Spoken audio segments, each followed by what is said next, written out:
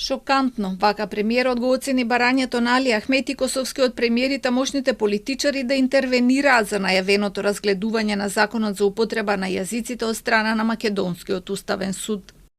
Да интервенира владата на Косово на уставните суди кои што тој заедно со СДСМ ги избрале.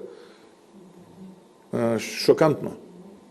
Вице-премиерот и министер за животна средина Изет Меджити пак ја оцени за хистерична реакцијата на неговата поранешна матична партија, откако Курти рече дека албанскиот јазик не е под закана во Македонија.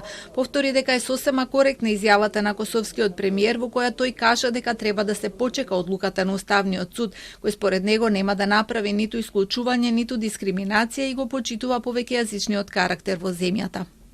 Истерични се, истите, значи, мислам за да сватите како реагираат ДУИ на овие работи, министрите од ДУИ во прошлата влада имаат писмено мислење, значи имаат дадено мислење во врска со балансерот и сите до еден, значи, дале негативно мислење дека балансерот му е поминат рокот, не е соодветен механизам. Истите тие кога се укина од Уставниот суд, од ту суди кои што беа избрани од нивното мнозинство, тие испаѓаат и протестираат зашто се укинува балансерот, а сами се го барале тоа. Значи, луѓето се во паника, немаат визија и никако да се соочат со новата реалност дека се тешко во опозиција.